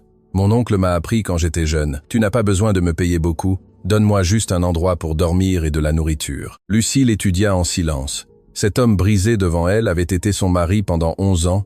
Il avait été le père de ses enfants. Une partie d'elle, très petite, ressentait de la compassion, mais une partie plus grande, plus forte. Elle se souvenait des nuits de faim. Elle se souvenait de ses enfants en pleurs. Elle se souvenait des mots cruels. « Tu es une inutile qui ne sert à rien. »« Non, » dit finalement Lucie. « S'il te plaît, non, » répéta-t-elle avec plus de fermeté. « Je ne vais pas te donner de travail. Je ne vais pas te donner un endroit où rester, et je vais t'expliquer pourquoi. » Elle se rassit en face de lui. « Si je te donne du travail maintenant, tu serais ici par nécessité, non par un repentir sincère. Tu travaillerais avec rancœur, me voyant quotidiennement dans l'endroit que tu as méprisé et que j'ai transformé en succès. Ce ne serait bon ni pour l'un ni pour l'autre. » Elle fit une pause. « De plus, mes enfants, Valentine t'a déjà dit ce qu'elle ressent. Thomas est plus petit, mais il se souvient aussi, je ne vais pas les forcer à te voir tous les jours alors qu'ils ne sont clairement pas prêts pour ça. »« Mais je n'ai nulle part où aller, » gémit Antoine. Lucie ouvrit son sac et sortit 500 €. Elle les posa sur la table. « C'est suffisant pour que tu loues une chambre au village pendant 1 mois, pour que tu manges. Il y a du travail dans les autres caves de la vallée si tu veux vraiment travailler. Monsieur Arsène a toujours besoin de monde pour la saison de la taille. » Antoine regarda l'argent, mais ne le toucha pas. « C'est tout? 500 € et tu me chasses. C'est plus que ce que tu m'as laissé, » répondit Lucie sans émotion. « Et je ne te chasse pas. Tu n'as jamais été ici. Cet endroit n'est pas à toi. Il ne l'a jamais été. Je l'ai hérité de ton oncle. Je l'ai transformé en quelque chose de précieux avec mon travail. Tu n'es qu'un visiteur. » Elle se leva. « Quant à nos enfants, si tu as vraiment changé, si tu veux vraiment faire partie de leur vie, tu devras gagner ce droit, non pas avec des mots ni avec des larmes, mais avec des actions constantes pendant des mois, peut-être des années. » Elle marcha vers la porte et l'ouvrit. « Mais cela devra se faire selon tes propres conditions, pas en vivant ici sous mon toit, dépendant de ma charité. » Antoine se leva lentement, vaincu. Il prit les 500 € de la table. « Pourras-tu jamais me pardonner ?» demanda-t-il d'une voix brisée. Lucie y réfléchit un instant. « Je t'ai déjà pardonné, Antoine. Je t'ai pardonné il y a longtemps. Mais pardonner ne signifie pas oublier ce que tu as fait. Cela ne signifie pas te sauver des conséquences de tes décisions. Cela ne signifie pas te donner une place dans la vie que j'ai construite après que tu m'aies laissé pour morte. Elle le regarda droit dans les yeux. « Tu as choisi d'abandonner ta famille pour une femme qui s'est avérée ne pas être ce que tu espérais. J'ai choisi de prendre ce que tu m'as laissé et de le transformer en quelque chose d'extraordinaire. Maintenant, nous vivons tous les deux avec nos choix. » Antoine hocha lentement la tête, comprenant qu'il n'y avait pas de retour en arrière possible. « Adieu, Lucie. Adieu, Antoine. » Elle le vit marcher vers la camionnette où Camille attendait. Elle entendit la dispute entre eux, bien qu'elle ne pût distinguer les mots. Elle vit la camionnette faire demi-tour et s'éloigner, soulevant de la poussière sur le chemin. Pierre s'approcha du vignoble. « Tout va bien, Madame Lucie ?»« Tout va bien, Pierre. Ce n'était qu'un fantôme du passé. » Cette nuit-là, après avoir couché les enfants, Lucie sortit sur le porche de sa maison avec un verre du vin qu'elle avait produit cette année-là. Les étoiles brillaient sur le vignoble, plus belles que jamais. Monsieur Arsène arriva sur sa bicyclette, comme il le faisait parfois le soir. « Marthe m'a raconté qu'Antoine était passé, » dit le vieil homme en s'asseyant à côté d'elle. « Il est venu demander de l'aide. Je lui ai dit non. Comment te sens-tu avec cette décision ?» Lucie réfléchit attentivement avant de répondre. « En paix. Il y a 3 ans, s'il était revenu, je l'aurais probablement accepté, parce que j'avais peur, parce que je croyais que j'en avais besoin, parce que je ne savais pas que je pouvais faire ça seule. » Elle désigna le vignoble avec son verre. « Mais maintenant, je sais la vérité. Non seulement je peux le faire seul, je peux le faire mieux seul. Je n'ai pas besoin d'un homme pour me sauver ou me compléter. Je suis déjà complète. » Monsieur Arsène hocha la tête avec satisfaction. « Hector m'a dit un jour que la meilleure vengeance contre ceux qui te sous-estiment est le succès retentissant.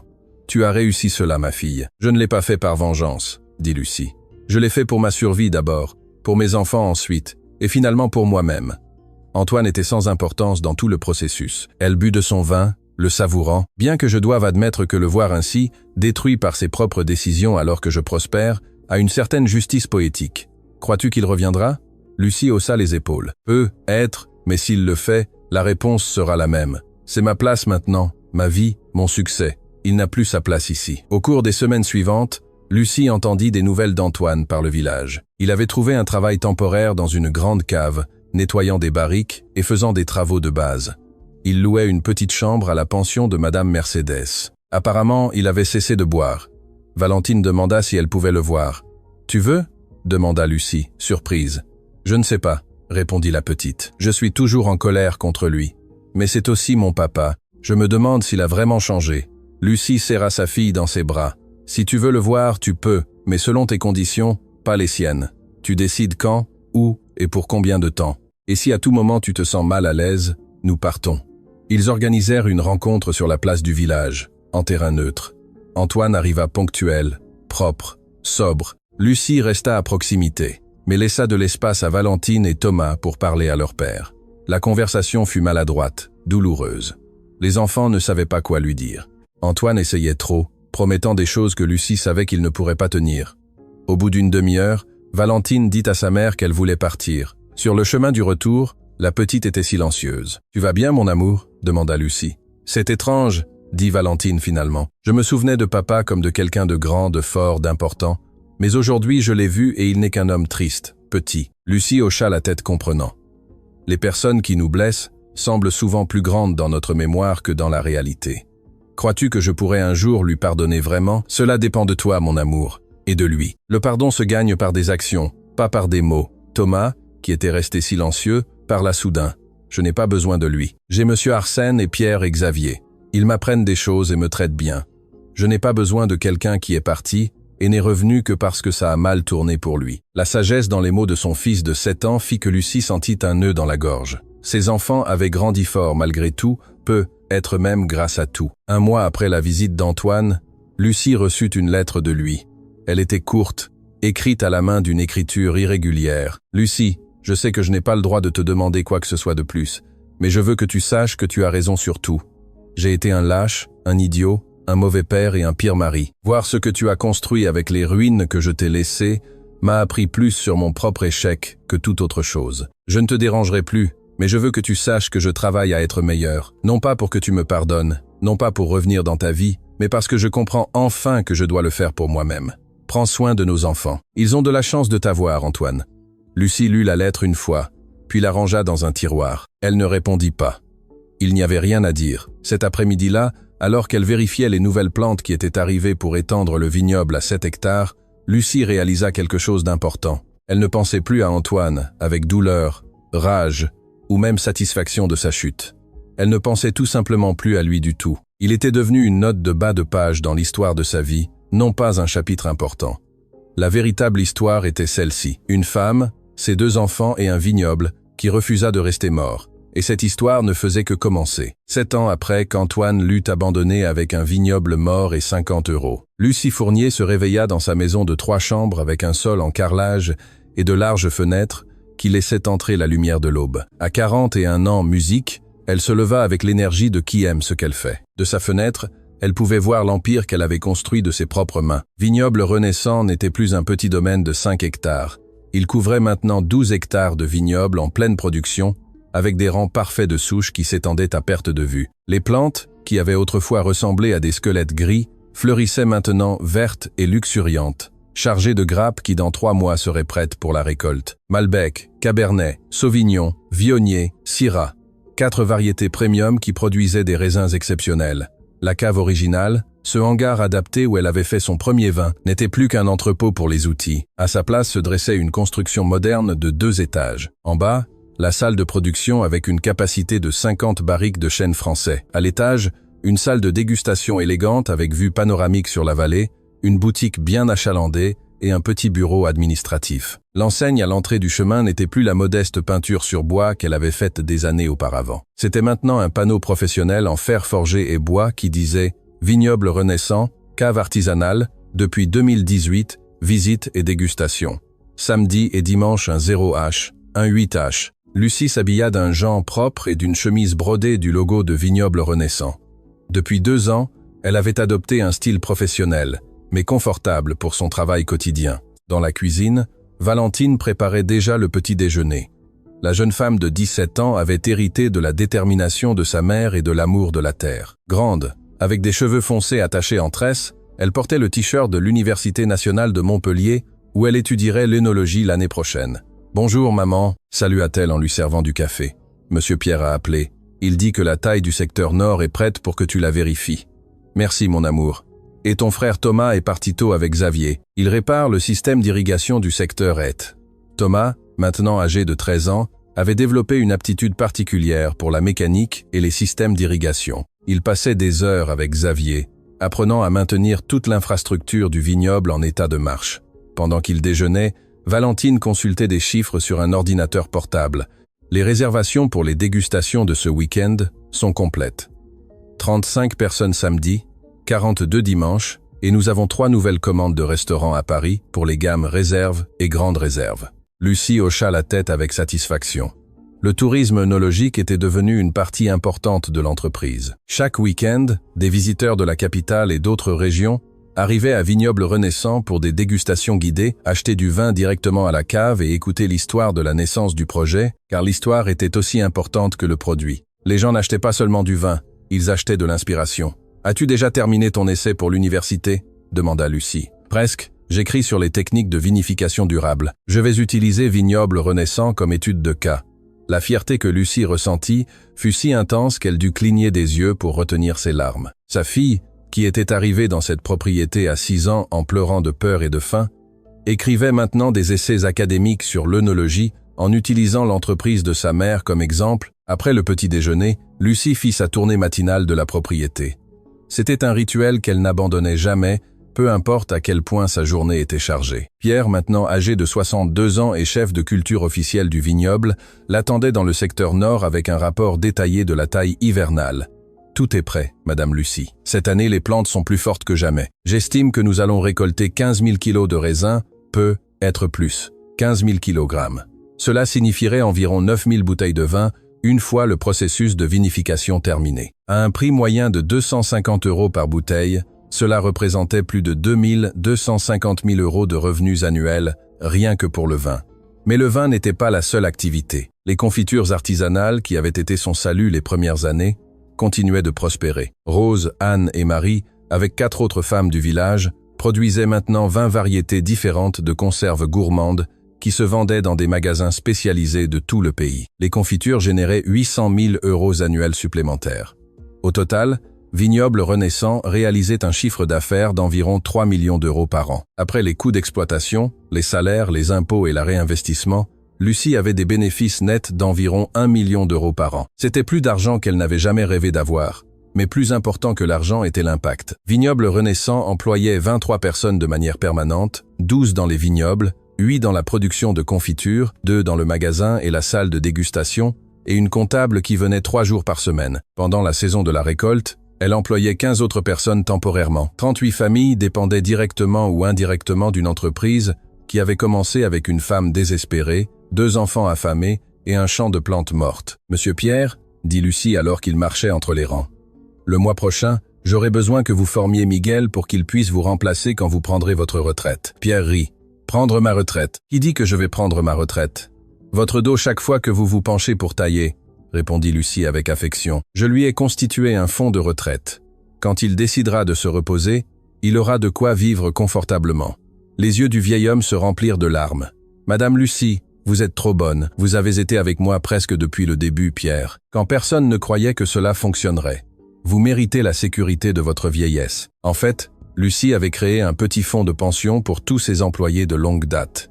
Ce n'était pas légalement obligatoire, mais c'était ce qu'il fallait faire. En poursuivant son chemin, Lucie passa par le secteur où ils avaient planté les premières souches récupérées. Certaines de ces plantes originales produisaient encore, avec des troncs épais et tordus, qui racontaient l'histoire de leur résurrection. Elle s'arrêta devant la première plante qui avait montré des signes de vie, celle qui avait fait jaillir une minuscule pousse verte et l'avait fait pleurer d'espoir. C'était maintenant un monstre de près de 3 mètres de haut. Avec un tronc de l'épaisseur d'un bras humain, elle toucha l'écorce avec révérence, comme elle le faisait toujours. « Merci, » murmura-t-elle, « de m'avoir appris que ce qui semble mort n'attend parfois qu'une opportunité.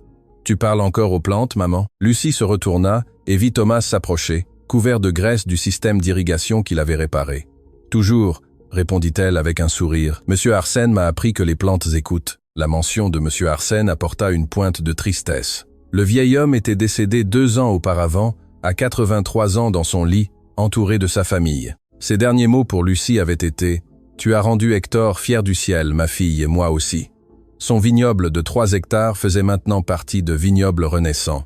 Les neveux de Monsieur Arsène, qui n'avaient aucun intérêt à le maintenir, l'avaient vendu à Lucie à un prix juste. C'était une façon d'honorer la mémoire de l'homme qui l'avait sauvée quand elle n'avait rien. « Maman, » dit Thomas alors qu'il retournait à la maison, « c'est vrai ce que Monsieur Gabriel m'a raconté. Gabriel Montaigne, l'œnologue qui avait été son premier grand client, était maintenant actionnaire minoritaire de Vignoble Renaissant et son conseiller technique. Que t'a-t-il raconté? Que quand papa t'a laissé ici, il pensait que c'était une blague cruelle, que personne ne pourrait rien faire avec cet endroit. » Lucie soupira. Il était inévitable que ses enfants entendent les histoires, les différentes versions de la façon dont tout avait commencé. « C'est vrai, ton père m'a laissé ici pensant que j'échouerais, mais ce n'était pas une blague, Thomas. C'était de la cruauté. » L'enfant la regarda avec ses yeux intelligents. « L'as-tu déjà vraiment pardonné ?» Lucie réfléchit attentivement à sa réponse. « Oui, je l'ai pardonné parce que garder rancune m'aurait fait du mal. Mais pardonner ne signifie pas oublier, ni que ce qu'il a fait était bien. Tu lui manques ? Il me manque l'idée de ce qui aurait pu être si les choses avaient été différentes. Mais l'homme qu'il était vraiment ne me manque pas. » Antoine était resté au village pendant 2 ans après sa réapparition. Il avait travaillé dans plusieurs caves, toujours à des postes de base. Il avait tenté de reconstruire une relation avec Valentine et Thomas avec des résultats mitigés. Valentine avait finalement développé une relation cordiale, mais distante avec lui. Elle le voyait occasionnellement, acceptait ses appels, mais ne lui pardonna jamais complètement. Thomas n'avait tout simplement aucun intérêt. Pour lui, Antoine était un étranger qui partageait son ADN. Rien de plus. Il y a 3 ans, Antoine avait trouvé un meilleur emploi dans une cave de la capitale et avait déménagé.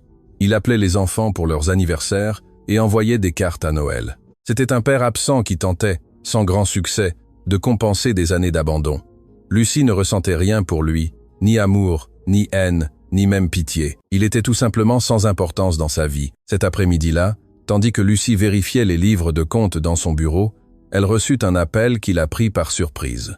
« Madame Fournier, ici Édouard Rivas du ministère de l'Agriculture. Nous aimerions vous inviter à donner une conférence au Congrès national des femmes rurales le mois prochain. » Lucie avait déjà reçu des invitations similaires, mais celle-ci était différente. Le Congrès national était un événement important avec des centaines de participants, une couverture médiatique, des fonctionnaires gouvernementaux. « Sur quel sujet ?» demanda-t-elle. « Sur votre histoire. Comment vous avez transformé un domaine abandonné en une entreprise prospère? Comment vous avez créé des emplois dans une zone rurale? Vous êtes un exemple parfait d'autonomisation féminine et de développement durable. » Lucie accepta, même si l'idée de parler devant des centaines de personnes l'intimidait. Un mois plus tard, elle se tenait sur la scène du Congrès national à Paris, devant un public de 700 femmes rurales de tout le pays. Elle portait un costume simple mais élégant. Sur les écrans géants derrière, elle était projetée des photographies d'avant et d'après vignobles renaissants, les souches mortes contre les rangs verts, la maison en ruine contre la cave moderne. Elle commença sa conférence de la seule manière qu'elle connaissait, avec une honnêteté brutale. « Il y a 7 ans, mon mari m'a abandonné dans un domaine avec des vignobles morts, sans argent, sans nourriture, avec 2 jeunes enfants. Il m'a laissé là, attendant que je meure. Il m'a dit que j'étais inutile, que je ne méritais rien de plus que ces plantes sans vie. » Elle pouvait entendre les murmures d'empathie dans l'auditoire. « Pendant la première nuit, j'ai pleuré de peur, d'humiliation, de désespoir. Mais quand le soleil s'est levé le lendemain matin, j'ai pris une décision. Je ne lui donnerai pas la satisfaction de me voir échouer. » Pendant l'heure suivante, Lucie raconta son histoire sans fioriture. La faim, le travail brutal, les mains ensanglantées, les nuits sans sommeil. Mais elle parla aussi des petites victoires, du premier bourgeon vert, de la première vente de confiture, du premier vin qu'elle produisit. « Ce ne fut pas facile, » continua-t-elle. « Il y a eu des moments où j'ai voulu abandonner, des moments où j'ai pensé qu'il avait raison, que j'étais incapable, mais alors je regardais mes enfants et je me souvenais pourquoi je devais continuer. » Elle montra des chiffres concrets, comment elle était passée de 0 € à un chiffre d'affaires annuel de 3 millions, comment elle avait créé 23 emplois permanents, comment ses produits étaient vendus dans 3 pays. « Mais le succès financier n'est pas le plus important dans cette histoire, » dit-elle en s'approchant de la fin. « Le plus important est ce que j'ai appris sur moi-même. » Elle fit une pause, laissant ces mots résonner. « J'ai appris qu'une femme n'a pas besoin qu'un homme la sauve. J'ai appris que l'abandon peut être une libération si vous décidez de le voir ainsi. J'ai appris que ce que d'autres appellent la mort n'est parfois qu'une opportunité de renaître plus forte. » Les larmes coulaient sur les visages de nombreuses femmes dans l'auditoire. « À toutes les femmes ici qui ont été abandonnées, rabaissées, sous-estimées, je vous dis ceci. Vos détracteurs ont tort. Vous n'êtes pas ce que les autres disent que vous êtes. Vous êtes ce que vous décidez d'être. » L'ovation fut assourdissante. Les 700 femmes se levèrent, applaudissant, pleurant, s'embrassant les unes les autres. Après la conférence, des dizaines de femmes s'approchèrent de Lucie pour lui raconter leurs propres histoires. Des femmes abandonnées, veuves, divorcées, toutes luttant pour survivre dans des zones rurales où les opportunités étaient rares. Lucie écouta chaque histoire, donna des conseils quand elle le pouvait, offrit des contacts, partagea des ressources. Quand elle eut terminé, il était presque 22 heures, et elle était épuisée, mais remplie d'énergie.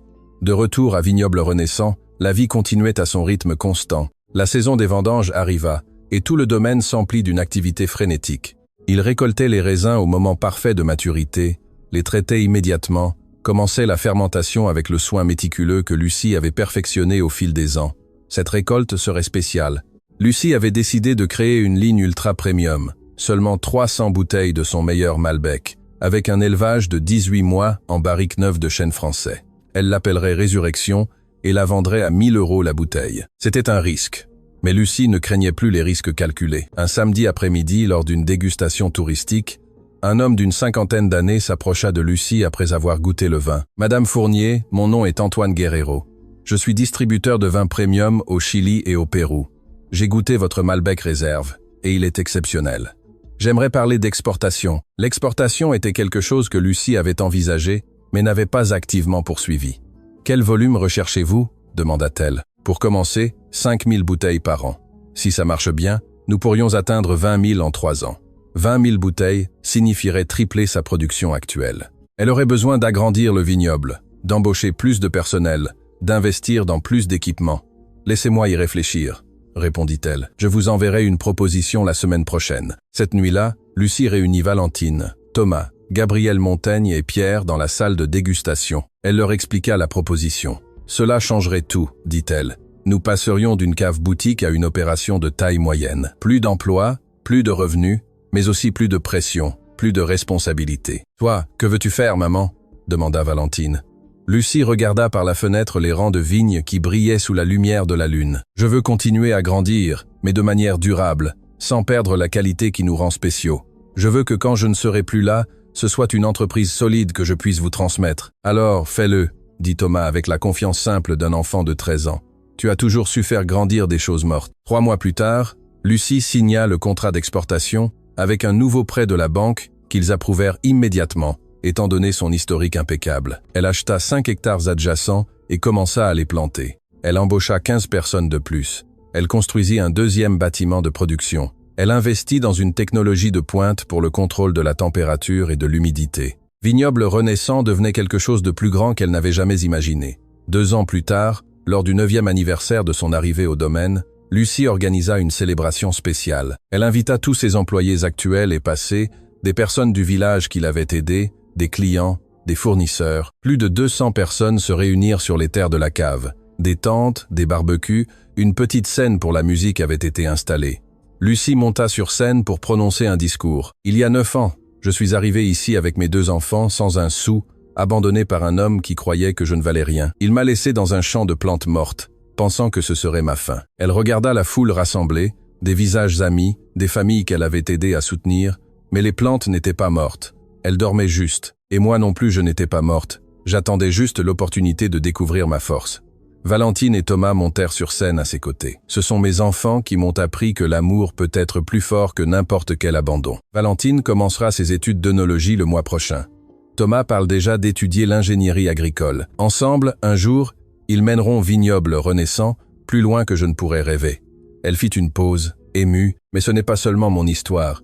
C'est l'histoire de Monsieur Arsène, que Dieu ait son âme, qui m'a enseigné tout ce que je sais sur les vignes. C'est l'histoire de Pierre qui a travaillé à mes côtés presque depuis le début. C'est l'histoire de Marie, Rose, Anne et toutes les femmes qui ont cru en ce projet alors qu'il n'était qu'un rêve fou. C'est l'histoire de chaque personne ici qui a mis son effort, sa connaissance, sa foi dans une idée simple, que des cendres de l'abandon peut renaître quelque chose de beau. Les applaudissements résonnèrent dans la vallée.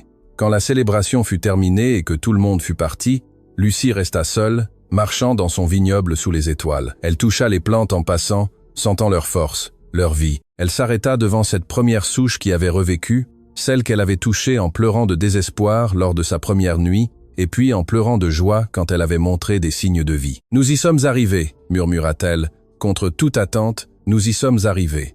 Au loin, elle pouvait voir les lumières de sa maison où ses enfants dormaient en sécurité et heureux. Elle pouvait voir la cave moderne qu'elle avait construite, les champs qui s'étendaient dans toutes les directions, tous productifs, tous vivants. Vignoble Renaissant n'était plus seulement une entreprise.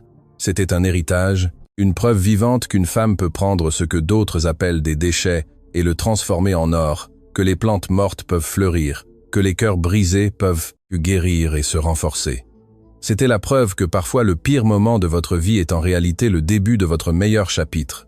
Antoine lui avait donné des plantes mortes, pensant que c'était une malédiction. Cela s'est avéré être la plus grande bénédiction de sa vie, car ces plantes l'ont forcé à découvrir qu'en elle résidait une force qu'elle n'avait jamais soupçonnée, une capacité à travailler, à apprendre, à construire, à diriger. Elle n'avait pas besoin qu'un homme lui donne de la valeur. Elle en avait déjà. Elle n'avait pas besoin de sauvetage. Elle était parfaitement capable de se sauver elle-même. Et plus important encore, elle avait enseigné cette leçon à ses enfants. Valentine et Thomas ont grandi en voyant leur mère transformer le désespoir en détermination, l'abandon en opportunité, la mort en vie. Ils n'accepteraient jamais d'être rabaissés, ne croiraient jamais qu'ils devaient être sauvés. Ils sauraient avec une certitude absolue qu'ils pouvaient réaliser l'impossible s'ils travaillaient suffisamment dur. C'était le véritable héritage de Vignoble Renaissant.